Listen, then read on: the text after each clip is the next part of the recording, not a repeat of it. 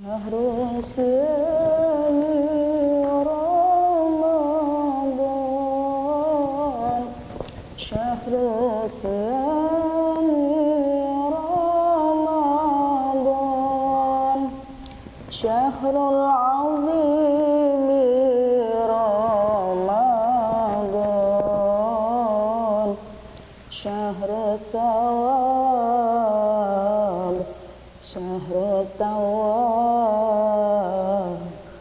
syahrul siyami Ramadan.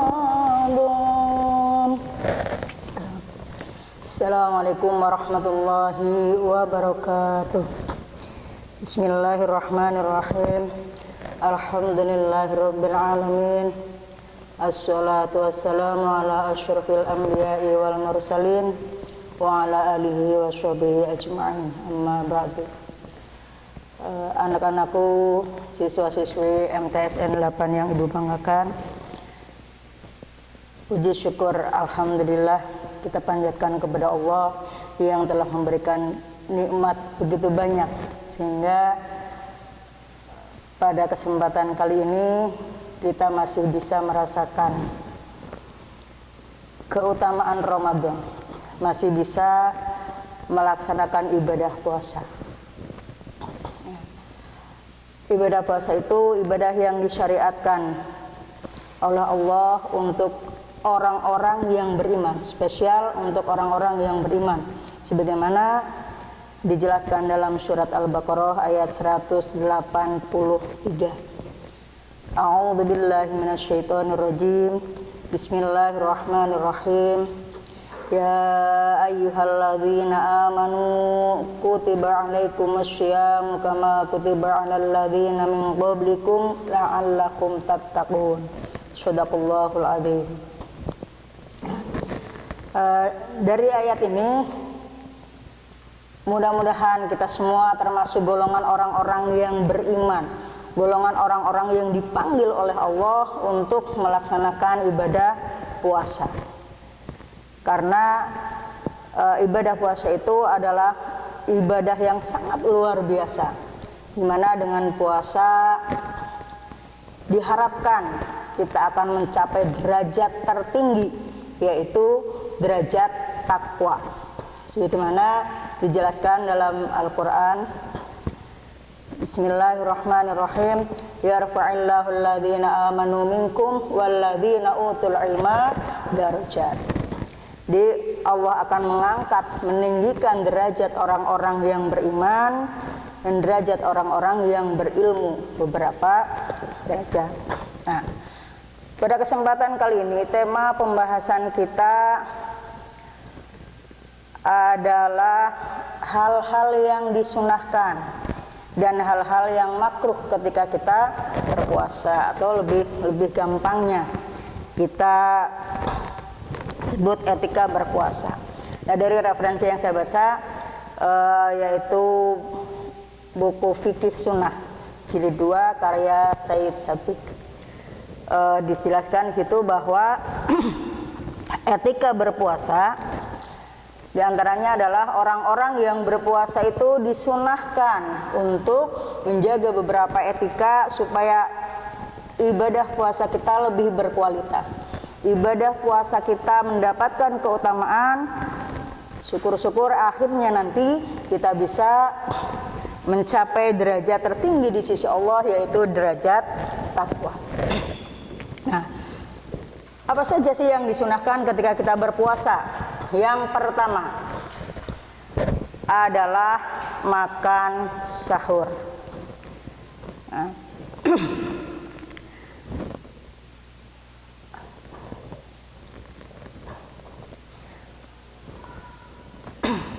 yang pertama adalah makan sahur. Makan sahur itu disunahkan karena ketika sahur itu di situ adalah waktu yang sangat berkah.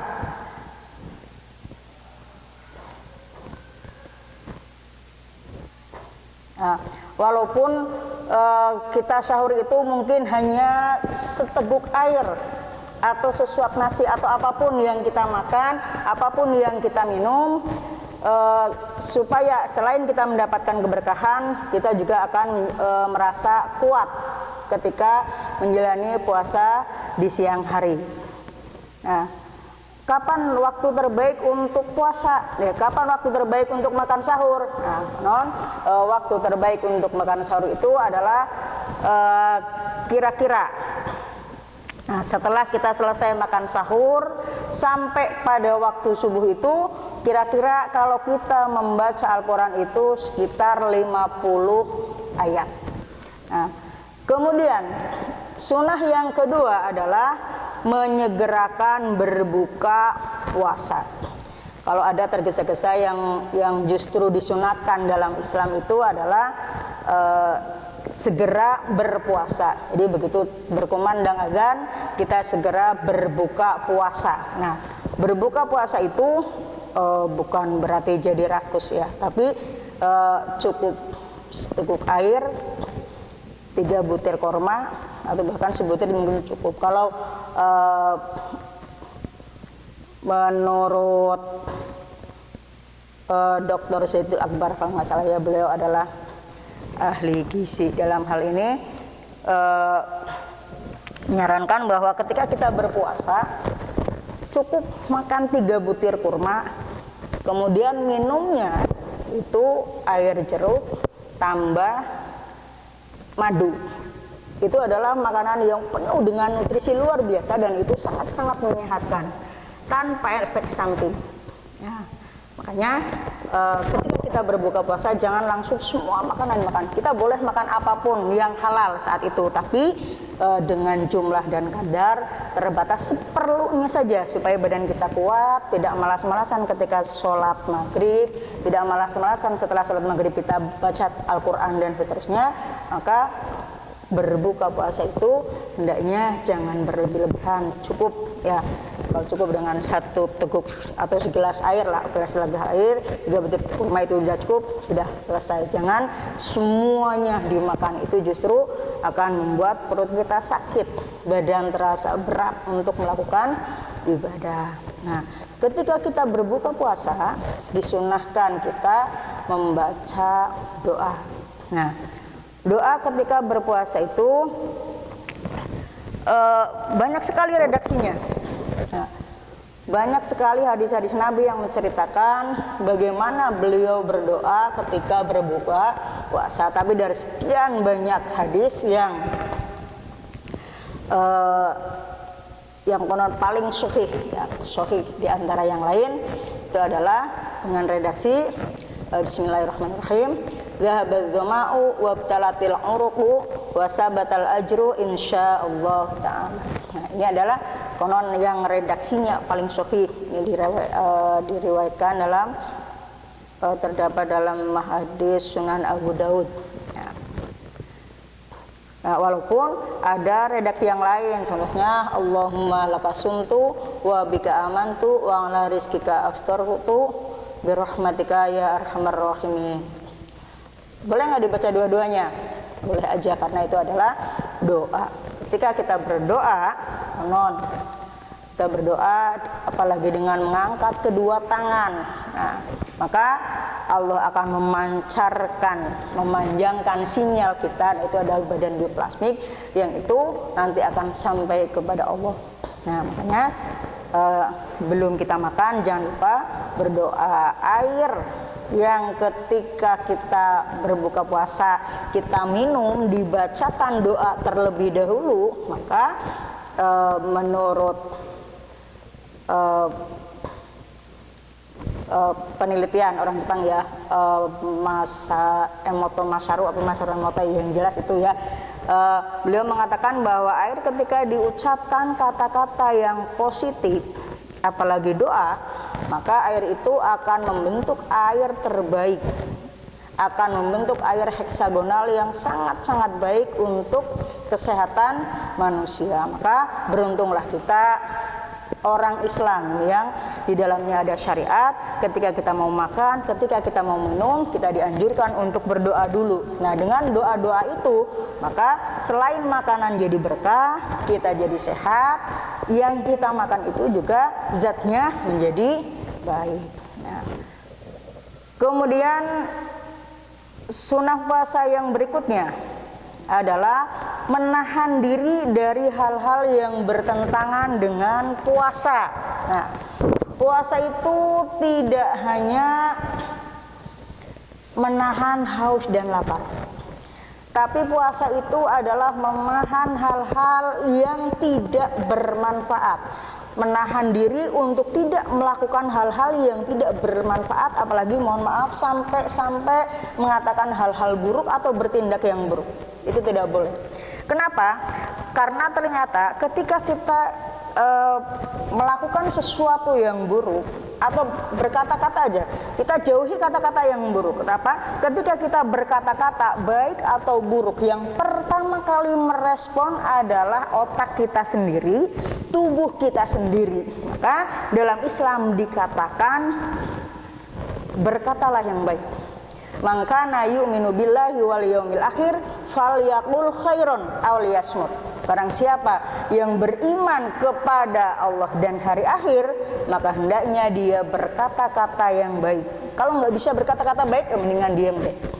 Mungkin diam itu lebih utama daripada kita mengeluarkan kata-kata yang negatif. Ternyata menurut ahli syaraf bahwa kata-kata yang positif ataupun yang negatif, yang pertama kali merespon justru tubuh kita sendiri, dan itu akan terbroadcast ke alam, menarik satu peristiwa, dan peristiwa itu akan kena diri kita sendiri. Nah, ada yang ahli mengatakan bahwa orang yang positif ya, adalah yang selalu memikirkan hal-hal positif, maka hidupnya akan bertemu dengan hal-hal yang positif. Maka mulailah dari sekarang kita harus selalu husnudon. Ini materi kelas 8 ya, akidah akhlak, ada materi tentang husnudon. Kita harus selalu berbaik sangka kepada siapa? Kepada siapa saja, kepada Allah, kepada makhluknya, kepada orang-orang di sekitar kita, kepada diri sendiri. Kita harus husnudon, berpikir baik, berucap baik, maka kita akan bertemu dengan hal-hal yang baik, kita akan mendapatkan hal-hal yang baik. Biasakan dari sekarang resapi kata-kata bahwa man kana yu'minu billahi, barang siapa beriman kepada Allah wal yaumil akhir dan hari akhir, falyaqul khairon, hendaknya dia bicara yang baik, aw liyasmut, atau dengan diam. Nah, kemudian sunnah yang berikutnya adalah bersiwak, membersihkan gigi. Tapi ini membersihkan gigi itu setelah kita makan sahur, bukan di siang hari. Kalau di siang hari itu boleh, tapi hukumnya makruh nanti, maka sebaiknya jauhi. Bersiwak, membersihkan gigi itu sebaiknya pagi itu setelah kita selesai sahur, usahakan sebelum imsak ya, atau sebelum subuh. Nah, kemudian sore hari ya, sore hari itu maksudnya mungkin setelah kita berbuka puasa atau sebelum tidur lah. Jadi bersiwak itu untuk membersihkan sisa-sisa makanan sehingga tidak membusuk di dalam mulut. Maka selama kita berpuasa kan tetap mulut kita terasa segar. Nah, kemudian sunnah yang berikutnya adalah banyak bersedekah dan membaca Al-Quran. Nah, orang yang bersedekah, orang yang membaca Al-Quran, apalagi dilakukan di bulan Ramadan, itu pahalanya luar biasa. Rizki kita yang sesungguhnya adalah yang kita sedekahkan kepada orang lain, bukan yang kita nikmati sendiri, bukan yang kita makan, tapi justru yang kita sedekahkan pada orang lain. Anehnya, ya kalau kita pakai logika matematika, bahwa ketika kita punya uang 1.000 rupiah, diberikan pada orang lain, habis. Nah, tapi justru menurut Al-Quran yang diberikan itulah rizki kita yang abadi, yang akan ketemu. Bahkan Allah akan menggantinya dengan minimal 10 kali lipat atau bahkan lebih. Nah, ketika kita memberikan dengan ikhlas. Nah, selama ini manusia itu berlomba-lomba berbuat baik, fastabiqul khairat, berlomba-lomba berbuat baik, berharap Allah ridho dan kemudian nanti akan masuk ke dalam surga. Kita rindu masuk surga, karena di dalam surga itu penuh dengan kenikmatan. Akan tetapi nih, dari yang saya baca dari kitab Durratun Nasihin, bahwa di situ dijelaskan surga merindukan 4 golongan. Al jannatu mustaqotun ila arba'ati nafarin. Nah, siapa saja mereka? Surga merindukan 4 golongan. Siapa saja mereka? Yang pertama adalah talil Quran, orang-orang yang mau membaca Al-Quran. Membaca tidak hanya dibaca, tapi dihayati apa isinya, kita pelajari, kemudian sampai kepada kita mampu mengaplikasikan mengaplikasikan ajaran Al-Quran dalam kehidupan sehari-hari. Kemudian yang kedua adalah hafidhil lisan, orang-orang yang menjaga lisannya. Jadi dikatakan bahwa orang-orang yang beriman kepada Allah dan hari akhir hendaknya mengucapkan kata-kata yang baik atau diem. Kalau nggak bisa ngomong baik, mendingan diem. Nah, wa mut'imil ji'an. Yang ketiganya adalah orang-orang yang memberi makan kepada orang-orang yang kelaparan. Nah, momen di bulan Ramadan yang pernah dilakukan oleh siswa-siswi MTSN 8 di bulan Ramadan itu ada acara bagi-bagi takjil. Mudah-mudahan di bulan ini nanti juga ada, itu kita berbagi kepada orang lain, berbagi makanan walaupun sedikit. Nah, kemudian wasyaimina fi syahri Ramadan. Yang keempatnya adalah orang yang dirindukan surga adalah orang-orang yang berpuasa di bulan Ramadan. Tentu puasa itu tidak hanya menahan haus dan lapar, tapi menahan diri dari hal-hal yang tidak baik, menahan diri dari berkata-kata kotor, menahan diri dari melakukan hal-hal yang mubazir. Nah, jadi selama bulan Ramadan, apalagi sekarang masih belajar dari rumah, banyak sekali waktu, manfaatkan untuk perbanyak baca Al-Quran, zikir kepada Allah, jaga lisan, mendingan diem atau bahkan tidur daripada kamu melek tapi melihat hal-hal yang tidak benar, melek tapi ngomong yang nggak benar, mendingan tidur. Syukur-syukur ketika kamu melek dan mau membaca Al-Quran. Nah, usahakanlah kita nggak perlu pakai target, tapi sering-sering aja kita senang baca Al-Quran tanpa terasa. Kadang 10 menit, 20 menit, tahu-tahu udah dapat 1 juz, baca lagi. Apalagi kalau sekarang setiap waktu, setiap waktu atau minimal habis sholat fardu kita baca 2 lembar sehari, mungkin dapat 1 juz. Tapi targetnya bukan kita dapat banyak, targetnya bukan khatam, tapi targetnya adalah semakin kita membaca Al-Quran, semakin cinta kepada Al-Quran, semakin ngerti tentang hukum-hukum Allah yang ada dalam Al-Quran, syukur-syukur sampai pada taraf paham dan mampu melaksanakan ajarannya. Nah, itu jadi Al-Quran jadi bahwa ternyata surga itu merindukan 4 golongan. Yang pertama golongan orang-orang yang suka membaca Al-Quran, yang kedua adalah golongan orang-orang yang menjaga lisan supaya tidak berkata-kata yang kotor, kemudian yang ketiga orang yang mau berbagi dengan orang lain, memberi makan kepada yang kelaparan. Yang keempatnya adalah orang-orang yang berpuasa di bulan Ramadan. Nah, itu tadi banyak bersedekah dan membaca Al-Quran. Syukur-syukur 4 hal itu mampu kita lakukan semua di bulan Ramadan. Kalau 4-4-nya belum mampu, minimal kita banyak membaca Al-Quran. Sudah bulan puasa, bulan Ramadan, kita banyak membaca Al-Quran. Kalau kita punya sesuatu walaupun sedikit, kita bersedekah. Kalau nggak ada yang disedekahkan, minimal kita berkata-kata yang baik, itu pun termasuk sedekah. Kemudian yang berikutnya adalah yang disunahkan ketika kita berpuasa, bersungguh-sungguh beribadah. Nah, terutama berdoa ketika berbuka puasa, menahan diri dari hal-hal yang bertentangan dengan puasa, bersiwak, perbanyak sedekah dan membaca Al-Quran. Kemudian yang terakhirnya adalah bersungguh-sungguh beribadah, terutama dalam 10 hari terakhir. Nah, itu yang saya sampaikan pada kesempatan kali ini.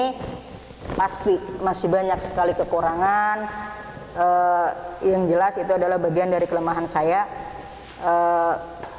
Mudah-mudahan ada manfaatnya. Kita berharap semoga semuanya, ibadahnya, puasanya bisa diterima. Kita mampu melaksanakan hal-hal yang disunahkan ketika kita berpuasa, supaya sampai pada derajat takwa di sisi Allah Subhanahu wa taala. Wallahul muwaffiq ila aqwamit thoriq. Wassalamualaikum warahmatullahi wabarakatuh.